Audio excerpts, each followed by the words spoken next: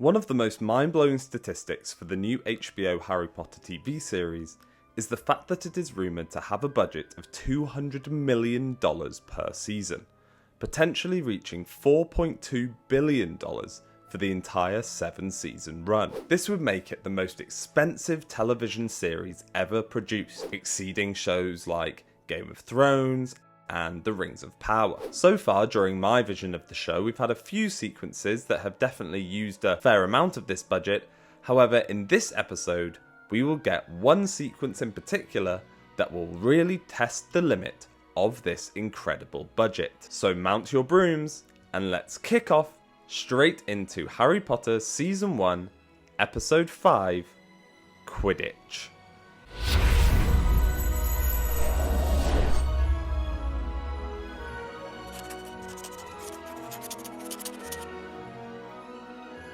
As usual, the episode will start with our Previously on Harry Potter segment. This recap will highlight 3 key elements from the previous episode that will impact this episode. Firstly, Harry's introduction to Quidditch with Oliver Wood.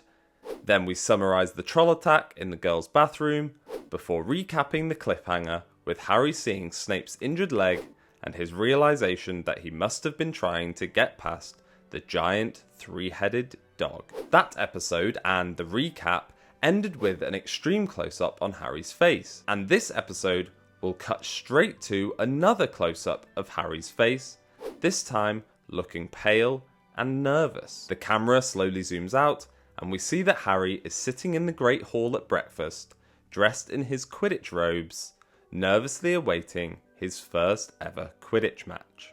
I want to make sure we include conversations with some of Harry's other friends, like Seamus, trying to make him feel better about the Quidditch match, but not doing a very good job at it. These conversations really flesh out the school environment, and again, just make the whole place and Harry's friendships and relationships seem more believable. We then have a short sequence of Harry trudging down to the Quidditch pitch, sitting through Oliver Wood's team talk, and nervously awaiting the match. I want this to be done in such a way that we really feel the gravity of Harry's nerves and apprehension, perhaps using dullish colours and muffled audio to really highlight how Harry is sort of numb to everything that is going on around him. We then have the Quidditch match. The main difference of this scene from what we saw in the movie will be the overall visual presentation of Quidditch. We will be able to fully harness modern CGI to make the most realistic and visceral version of Quidditch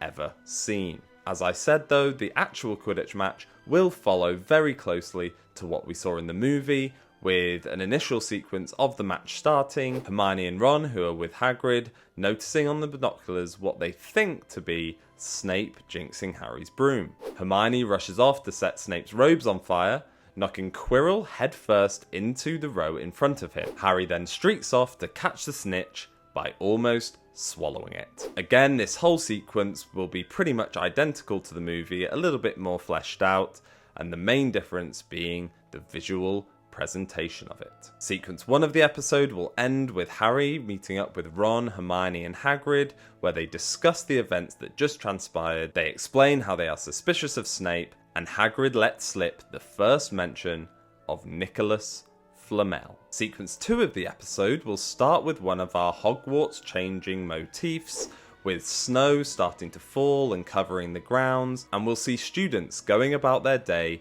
around a Hogwarts that is now decorated for Christmas. We would definitely see a clip of Fred and George bewitching snowballs to follow Quirrell around, bouncing off his turban. If you know, you know.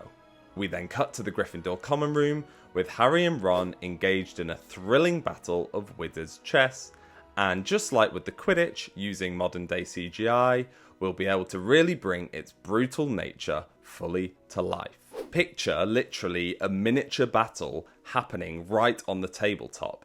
Again, using modern day technology, this whole sequence could be incredible. Hermione then joins them and informs them that she is going home for a short break during the Christmas holidays, and she reminds them to keep on researching who Nicholas Flamel is. We then jump to Christmas Day morning, with Harry waking up, finding a pile of presents at the foot of his bed. And I really want the show to capture Harry's excitement as he opens Christmas presents for the first time in his life. We'll get to see the different presents that we didn't get to see in the movie, such as Mrs. Weasley's fudge and Christmas jumper, Hagrid sending Harry the flute, Hermione sending him a large pile of chocolate frogs, which will become important later on in the episode, and of course, the Dursleys sending Harry a 50p piece.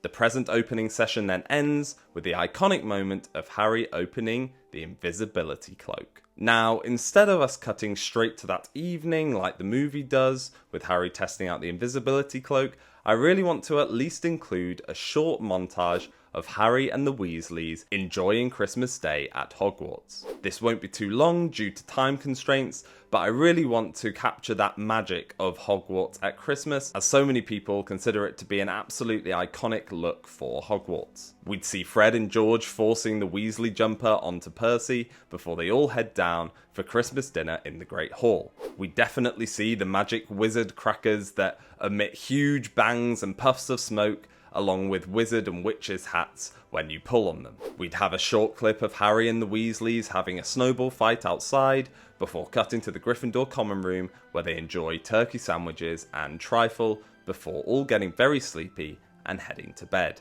That evening we catch up with Harry in bed, holding the invisibility cloak in his hands. We get a close-up of his eyes as they gleam with excitement, and the next thing we know, we are cutting to Harry wandering through the library under the invisibility cloak to look up Nicholas Flamel. Like in the movie, as he is looking through books in the restricted section, he opens a book which starts to scream. He slams it shut and hears Filch approaching, so he hastily retreats and finds a door slightly ajar to an abandoned classroom. He slips inside, and as he is catching his breath, he notices a giant mirror standing in the corner of the room. He slowly approaches the mirror and notices a whole group of people staring back at him and waving. He draws closer, and as he looks at the two people closest to him, he realizes who they are and softly utters, "Mum? Dad?" before we cut to black to end sequence 2. Sequence 3 of the episode starts at breakfast the next day, with Harry recounting to Ron the events of the previous night, with Ron being annoyed that Harry didn't wake him up. Harry tells Ron that he'll take him tonight, and we cut to that evening with Harry and Ron under the invisibility cloak going back to the mirror. When they arrive, they have a scuffle as they each try and fight to be in front of the mirror, with Ron seeing himself as head boy, Quidditch captain, winning the Quidditch Cup, but Harry saying that he just wants to see his family. During the small scuffle, they hear a noise that they think must be Filch, and they proceed to retreat from the room. As they arrive back at the common room, Ron advises Harry not to go back to the mirror again. However, we cut again to Harry the next night in front of the mirror, staring at his family. We then get the iconic talk with Dumbledore as he was waiting for Harry, really giving John Lithgow his first true moment to shine as Dumbledore. I especially want to see Dumbledore's kind and gentle nature, as well as his more whimsical side when Harry asks him what he sees in the mirror, and he replies he sees himself receiving a new pair of socks. I truly do believe Lithgow will do an incredible job as Dumbledore. I've seen a lot of his work before, and he is honestly a phenomenal actor. The episode then ends with one final sequence, and for the first time I am going to be reshuffling things a little bit from how they are presented in the book, so we are able to end this episode on a cliffhanger that also nicely ties together the beginning and start of the episode. We see Harry, Ron and Hermione, who has now returned from her Christmas break, sitting in the common room. Suddenly the fat lady's portrait bursts open and Neville comes hopping into the common room, saying that Malfoy hit him with a leg-locking curse. Hermione then uses the counter curse on him, and to make Neville feel better, Harry gives him one of the chocolate frogs from Hermione's Christmas present. Neville expresses his thanks to Harry and proceeds to give Harry the chocolate frog card, which Harry sees is Dumbledore. Harry looks at the card and suddenly jumps to his feet, exclaiming, "I found Nicholas Flamel." Hermione suddenly sprints up to the dormitory and returns with a giant book, which she slams open and proceeds to read. Nicholas Flamel is the only known maker of the Philosopher's Stone.